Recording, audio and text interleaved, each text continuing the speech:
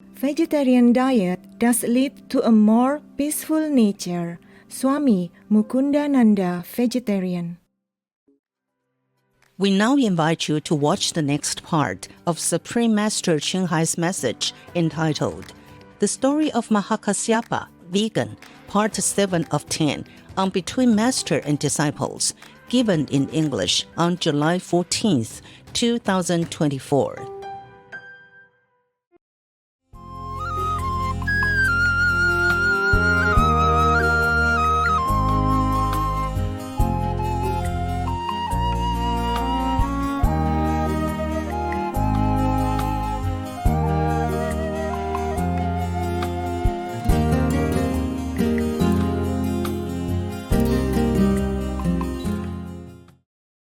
So it's not like you can just repeat or learn from somebody else, second or third hand from the Buddha. That means produce from the Buddha's teaching, and then you can be enlightened. It has to be a living teacher, yes. And many other monks also like Ananda and other persons, they have to be under the Buddha's merciful guidance with tremendous power from within the Buddha himself. You see, in many scriptures of the religions, they all mention that you must find a living master, a living Buddha. But many people just brush by it and they don't really pay attention to it. And they also don't know where to find the master and what kind of master that will be. How could they even test to know if the master is good or not? It's not like you go into the store, and then you can try some clothes on and know that it fits you. Yes, it's harder. If the master has teachings printed into a book or something, then maybe you can read it first, and then you will know that the master is good for you. Or if you have enough fortune and a little purity and sensitivity, then you might see the master in the inner realm of heaven, of the liberated realm, and see the master doing this and that, and rescuing other people. With your spiritual eyes, in your inner vision, then you know this master is truly a master. Or in his presence, at the initiation, you can see the inner light within from heaven, or you can hear the melodious voice of God, the inner heavenly sound or vibration, we call it. Then, of course, you're happy, and you will cleanse all your karma the day that you are fully initiated. Your karma begins to leave you because positive and negative cannot mix into one. So you see, after, being the Buddha's disciple and being taught by him already to meditate, or maybe this Kuan Yin method, Mahakasyapa still continued to eat once a day and live the way he did before with the 13 virtues, 13 disciplines of asceticism. But you see, it's not because he was an ascetic or ate once a day that made him become an arhat. No.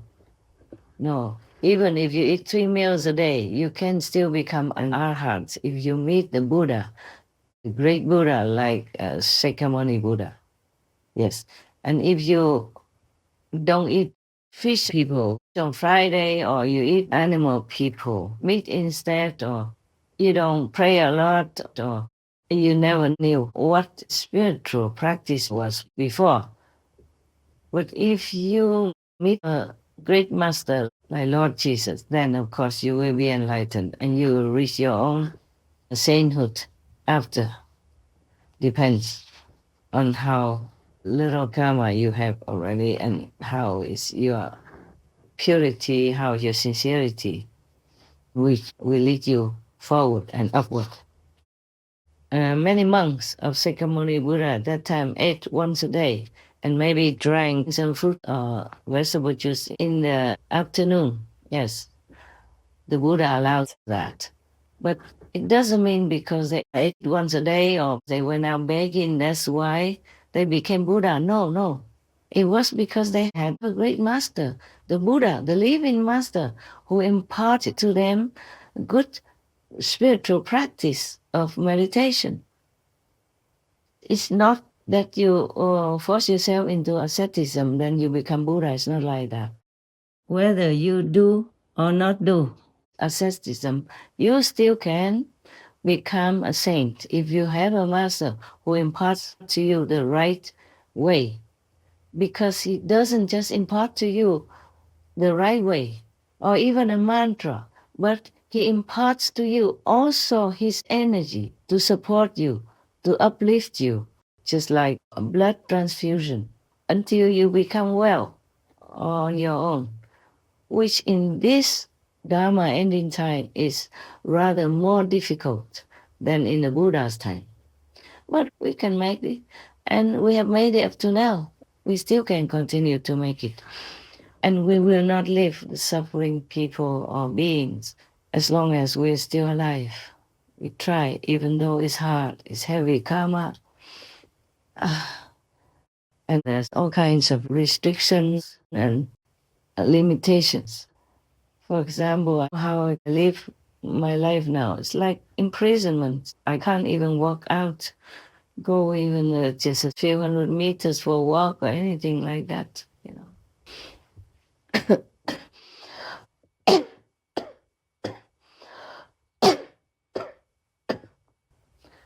Even if I want to take some photographs, I have to see that maybe that place is empty, the garden has nobody looking, or take just some steps away from the door. You know, when it's a quiet time and the whole area is empty. Yes. And then when I come back, I have to pay for it, you know, spiritually. I have to make it up more, meditate much longer. But then it's quite busy sometimes. The Supreme Master television additional work is, oh my God, sometimes it feels like forever. From yesterday morning until now, I haven't closed my eyes because of too much work on Supreme Master television for me alone. And I'm not very good with computers or high tech or anything, you know. So in order to find some English word that I have forgotten how to write correctly or to know the meaning of it, it takes me a long time. I have to take out a dictionary and look all over for it. And sometimes that dictionary doesn't have it. I have only one with me. I can't just carry everything when I'm on the run. Sometimes if I'm on the run for safety reasons, I have only one pair of clothes on my body and the handbag. Nothing else. Everything else, I maybe have to ask somebody to send later or go without or buy it on the road. Yes. So I can't have a lot of dictionaries with me. I have 25 volumes of English dictionaries, very thick books. Each one of them weighs at least a kilo.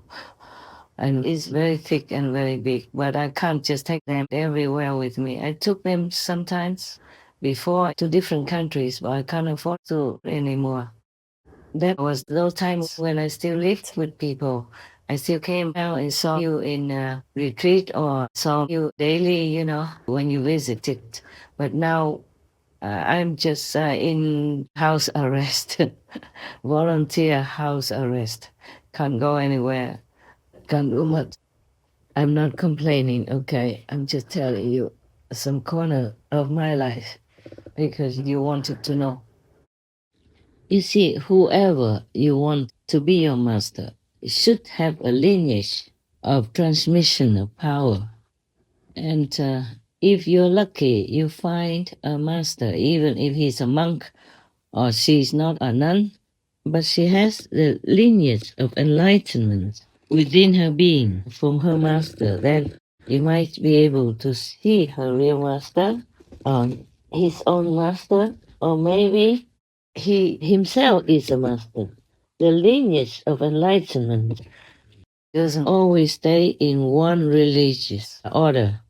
It could run to another type of religion, which you think is a different religion. But it's not like that. It's not like you have different religions.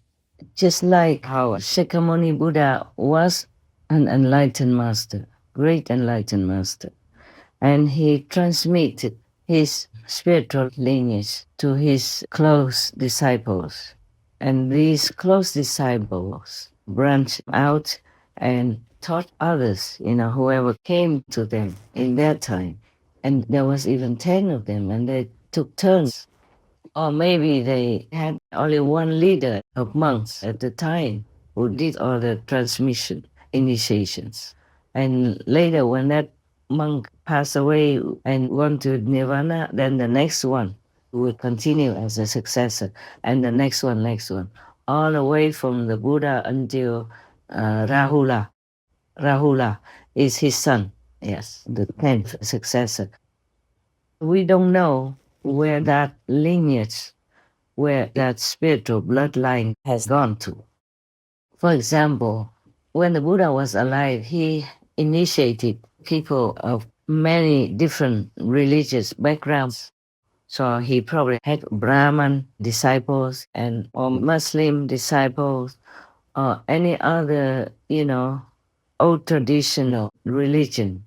But they became Buddha's disciples. But as the Buddha was not like a dictator, he let any of his disciples continue to follow their religion.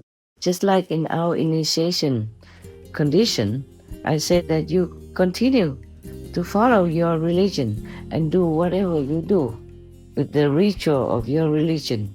You don't have to change anything.